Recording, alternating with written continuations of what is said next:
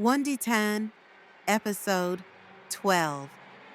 Subscription is free. Subscribe to our channel to get the complete series. The tunnels beneath Wonditan Island were no longer silent. The moans echoed again. Juan tightened his grip on the flashlight as the group crouched behind rusted barrels. Carlos whispered, "We can't keep doing this, Juan. These tunnels are crawling with them." Juan shook his head. "We don't have a choice if we don't find Eric." Camila nodded, her voice barely audible. "He saved us all once. We owe him." Suddenly, a scraping sound echoed through the corridor. A group of shadows appeared in the flickering emergency lights. Zombies, at least 6 of them, dragging their feet, their mouths twitching with hunger. "They're coming," Camila gasped, pulling a rusted pipe from her backpack. Carlos stepped forward, holding the magic wand in both hands. "Cover me," he whispered a chant under his breath, and the wand shimmered with a blue glow. As the zombies advanced, he raised it high. A burst of light shot forward, knocking 2 zombies against the walls. But the others kept coming, faster now. Juan swung a crowbar into one's skull, while Camila jabbed her pipe into another's chest, buying Carlos time to recharge the magic. One zombie leapt onto Juan's back, claws digging into his shoulder. Carlos shouted, "Hold on," and pointed the wand again. With a loud crackle, a wave of energy flared through the tunnel, blasting the rest backward in a sizzling mist of bone and ash. Everyone gasped for breath. "That was close," Camila said, wiping blood from her forehead. Carlos collapsed to one knee. "The wand? It's weakening. I need to conserve energy." "We're almost there," Juan said. "Eric should be in the 3rd bunker, just beyond this section."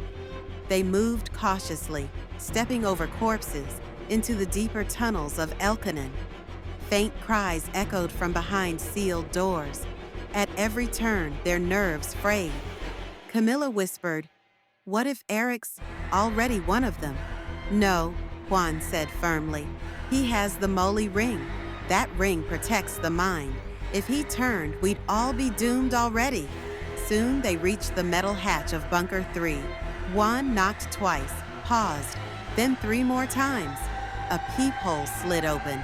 A familiar face appeared, gaunt, tired, but human. "Eric!" The hatch creaked open. Eric pulled them in and sealed the door behind. "You found me," Eric said, voice weak. "I thought I'd die down here." "We need your help," Juan said quickly. "Sir Frank was bitten. He's turning. We need the antidote, and we can't reach the vault without you." Eric sighed. "The vault is swarming. We'll need more than weapons. We'll need luck." "Then maybe I can help," came a voice behind them. Everyone turned. A woman stood in the tunnel's entrance, long dark robe trailing behind her, black eyes shimmering unnaturally. "Who are you?" Carlos asked, hand reaching for the wand. "I'm Rose," she said softly. "I heard what you said." I want in Juan's eyes widened.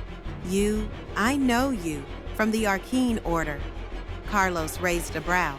"You know her?" "Yes," Juan muttered. "She's a sorcerer." "A sorcerer?" Camila stepped forward cautiously. "Then you must be powerful." Rose smiled faintly.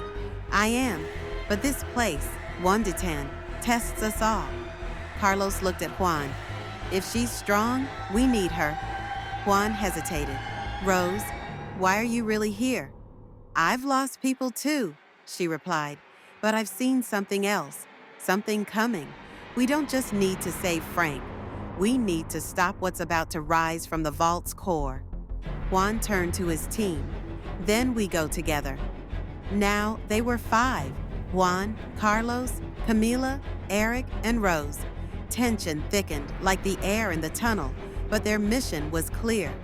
At the far end of the bunker, the gate to the vault waited, and beyond it, whatever nightmare had made Wonditan a death trap was stirring once again.